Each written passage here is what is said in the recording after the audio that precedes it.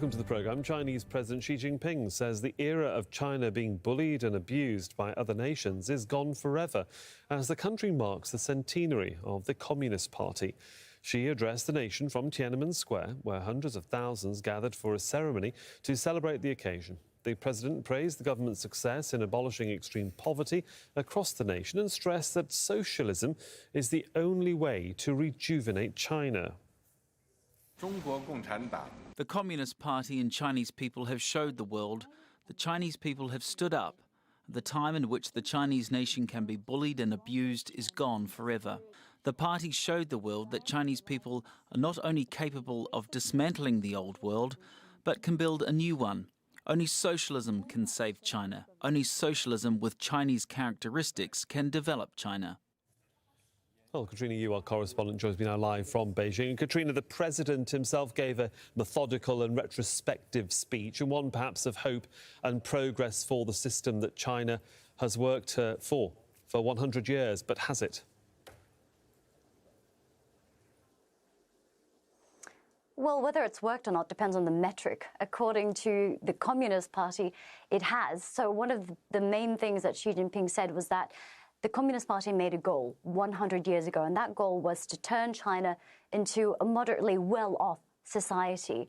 And according to that goal, President Xi Jinping says the Communist Party has achieved that it has alleviated extreme poverty and turned China not only into a well-off society, but the second largest economy in the world. And therefore, President Xi Jinping was saying that the Communist Party has proved its legitimacy as the rightful group to lead China, not only now, but into the future as well. So it was a very powerful speech full of communist ideology, unsurprisingly. And I think from listening to it, I heard really two main messages. The first was to the domestic audience, to the Chinese people. And that was, as you alluded to, that the Communist Party saved China, essentially, saved it from being a weak, backward country, vulnerable to foreign forces, and transformed it into what it is now, a strong country able to stand up. That was a lot of the language that President Xi Jinping was using. And therefore,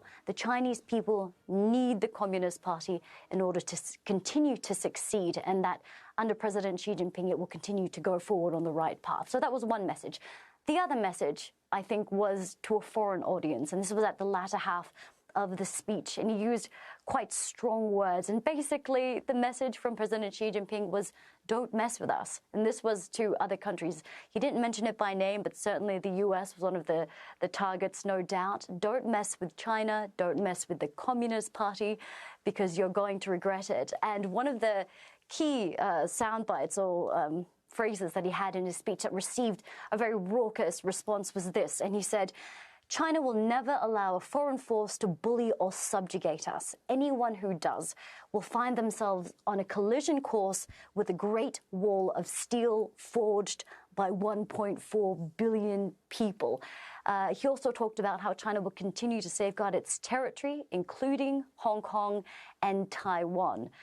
So we see that under President Xi Jinping, not only does the Communist Party want China to stand up or to become strong, it seems that President Xi Jinping wants to take China and turn it into a country that can really stand toe-to-toe with the United States, for example. So let's take a quick look more at what makes President Xi Jinping's leadership of China stand out from other leaders who have come before him.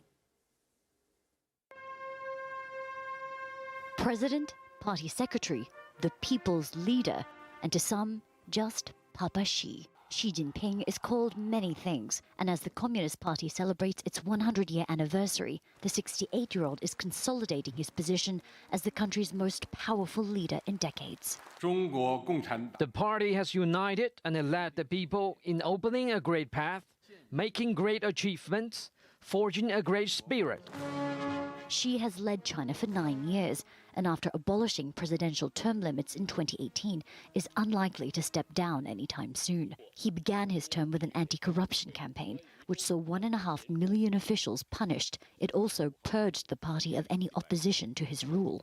Xi then promised to end extreme poverty nationwide, a promise he said he fulfilled last year. Many say these feats have given rise to a status on par with party founder Mao Zedong. The Chinese people have advanced very well, and they don't want to give that up, and they won't. And they'll attach themselves to any leader who is able to, to not only promise but deliver. The son of revolutionary elites, Xi was sent to rural northeastern China during the Cultural Revolution, where he joined the party and rose through the ranks. China has since transformed into the second largest economy in the world, with technological prowess second only to the US and growing global influence. His admirers say Xi is the ideal person to bring China into the modern era. Critics say he is a dictator. So that's like a natural curse for any dictatorship. However, it may be mighty, maybe effective, maybe charismatic at the beginning. Over time, a dictatorship will decay simply because, it does not have the kind of a diverse, kind of sensible debate over policies. Under his watch, authorities have cracked down on dissent in Hong Kong and Xinjiang, and according to human rights groups, imprisoned up to 1 million Uyghurs in re-education camps. For Xi, the battle to maintain power isn't just political, it's ideological. During centenary celebrations, the same official narrative is being repeated again and again, and that is division weakens China, and 1.4 billion people must unite behind one party and one leader. Only then can the country truly be great. Analysts say this message is crucial to the party's survival, but may eventually lead to its downfall. There's no such thing as a wiser, almighty, foolproof top leader without a tremendous cost and hidden danger. For now, in China, only one path leads to the greatest rewards, the path of loyalty to the leader. So certainly there was a really great, extravagant spectacle held this morning on Thursday here in Beijing in Tiananmen Square. 70,000 people gathering with precision-like performance, really sending this official message to not only the Chinese people, but to the world. So there's two ways to read this. One is to take it at face value, that the party has made China stronger than ever before, and that it will continue to succeed. And it's proven that this system, which it refers to as socialism with Chinese characteristics, has worked for China, and it will work for the rest of the world.